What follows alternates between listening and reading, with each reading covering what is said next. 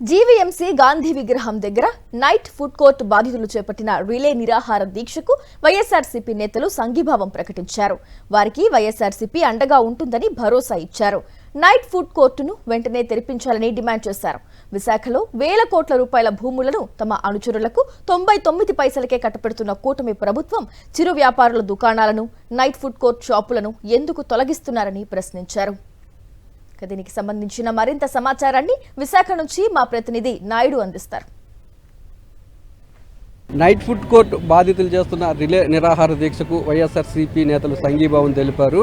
వారు చేస్తున్న దీక్షకు మద్దతు తెలపడంతో పాటు వెంటనే ఏదైతే ఫుడ్ కోర్ట్ ఉందో ఫుడ్ కోర్ట్ తెరిపించాలని చెప్పి ప్రభుత్వం డిమాండ్ చేస్తున్నారు. ఇదే అంశం మీద మనతో మాట్లాడడానికి విశాఖ నగర వైఎస్ఆర్సీపీ అధ్యక్షులు కేకే రాజు ఉన్నారు. సార్ చెప్పండి సార్. గతంలో వైఎస్ఆర్ కాంగ్రెస్ పార్టీ ప్రభుత్వం అధికారంలో ఉన్నప్పుడు జగన్మోహన్ రెడ్డి గారు రాష్ట్ర వ్యాప్తంగా కూడా ఎవరైతే సాంప్రదాయ వృత్తులు చేసుకుంటారో, ముఖ్యంగా ఇలా స్ట్రీట్ ఫుడ్కి సంబంధించి చిరు వ్యాపారాలకు సంబంధించి వారికి ఆర్థిక స్వావలంబన ఇవ్వాలనే ఉద్దేశంతో జగన్మోహన్ రెడ్డి గారి సారథ్యంలో ఈ చిరు వ్యాపారులు ఎవరైతే ఉన్నారో వాళ్ళని ఆదుకోవటం కోసం ఎప్పుడూ లేని విధంగా చేదోడు తోడు చేయుత అనే కార్యక్రమాల ద్వారా వారికి ఆర్థికంగా బలోపేతం చేసే స్కీమ్స్ కూడా జగన్మోహన్ రెడ్డి గారు తీసుకురావడంతో పాటు విశాఖపట్నం, విజయవాడ ఇలాంటి ప్రధాన నగరాల్లో స్థానికంగా ఉన్న ప్రజలు ఎవరైతే ఉన్నారో, ఈ స్ట్రీట్ వెండర్స్ ఎవరైతే ఉన్నారో, ఫుడ్ కావచ్చు, లేకపోతే జ్యూస్ సెంటర్స్ కావచ్చు, కూల్ డ్రింక్ వ్యాపారం కావచ్చు, పాన్ షాప్స్ కావచ్చు, టీ షాప్స్ కావచ్చు, టిఫిన్ సెంటర్స్ కావచ్చు, వీళ్ళు స్థానికంగా ఉన్న వచ్చే టూరిస్టులకి ముఖ్యంగా విశాఖపట్నంలో సాంప్రదాయ రుచులన్నీ కూడా అందించాలి.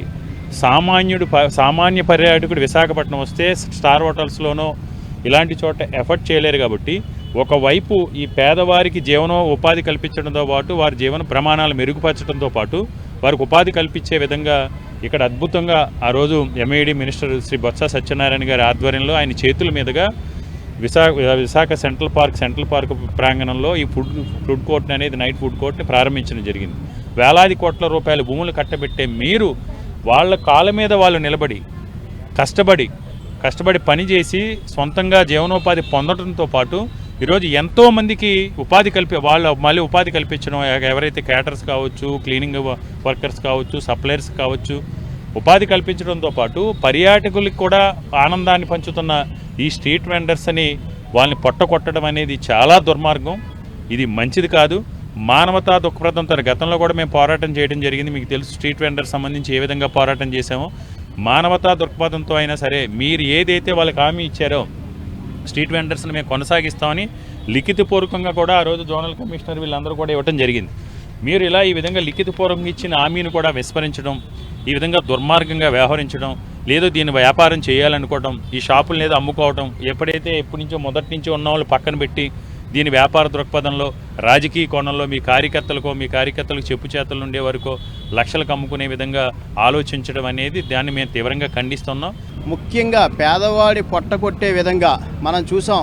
విశాఖ నగర వ్యాప్తంగా ఎంతోమంది చిరు వ్యాపారులు వ్యాపారం చేసుకున్నటువంటి వాళ్ళు ఎటువంటి ఉపాధి లేకుండా ఉన్నటువంటి పరిస్థితుల్లో చిన్న పాన్ షాపులు కానీ, టిఫిన్ పార్లర్లు కానీ, అలాగే మెకానిక్ షాపులు కానీ ఈ విధంగా మరి ఎంతోమంది పట్టకొట్టేసి ఆ బడ్డీలన్నీ తీసేయడమే కాకుండా ముఖ్యంగా ఈరోజు నైట్ ఫుడ్ కోర్టు ఈరోజు ఈ కూటమి ప్రభుత్వం అధికారంలోకి వచ్చిన తర్వాత మరి వాళ్ళకు ఉన్నటువంటి ఆ పార్టీల్లో ఉన్నటువంటి నాయకులు ఆ షాపులు పంచుకునే విధంగా ఉండాలని చెప్పేసి వాళ్ళు అన్యాయంగా మరి రోడ్లు పాలు చేసినటువంటి పరిస్థితి చూసాం. మరి ఆ రోజు అఫీషియల్గా ప్రారంభించినటువంటి ఈ నైట్ ఫుడ్ కోర్ట్ ఏదైతే ఉందో మరి ఇక్కడే కాదు, మనం ఎన్నో మరి పాశ్చాత్య నగరాలు చూసినట్లయితే ప్రతి నగరాల్లో కూడా ఇటువంటి ఫుడ్ కోర్టులు మనం చూడటం జరుగుతూ ఉంది. మరి అసలు మీరు ఏ కారణాలతో వీళ్ళందరినీ తొలగించారు? అసలు ఏదైనా కారణం ఉందా? మరి ఆ పునరావాసం కల్పించాలి, అక్కడే మళ్ళీ వాళ్ళకి ఉపాధి కల్పించాలని చెప్పేసి మీరు చేయనట్లయితే మేము జీవీఎంసీని కానీ కలెక్టరేట్ని కానీ ముట్టడించి వాళ్ళకి న్యాయం జరిగే విధంగా మేమందరం కూడా ప్రయత్నం చేస్తామని చెప్పేసి తెలియజేస్తున్నాం. చిరు వ్యాపారులకు అలాగే నైట్ ఫుడ్ కోర్ట్ వ్యాపారులకు ఉపాధి కల్పించాలన్న ఆ ఉద్దేశంతో వైఎస్ఆర్ కాంగ్రెస్ పార్టీ హయాంలోనే ఈ షాపులన్నింటి కూడా తెరవడం జరిగిందని, వెంటనే ఈ షాపులన్నింటినీ తెరిచి ఉపాధి కోల్పోయిన వారికి ఉపాధి కల్పించాలని చెప్పి వైఎస్ఆర్సీపీ నేతలు డిమాండ్ చేస్తున్నారు. లేదంటే ఎవరైతే బాధితులు ఉన్నారో వారి కుటుంబ సభ్యులను కలుపుకొని కలెక్టరేట్ను ముట్టడిస్తామని చెప్పి హెచ్చరిస్తున్నారు. కెమెరామెన్ శంకర్తో నాయుడు, విశాఖ.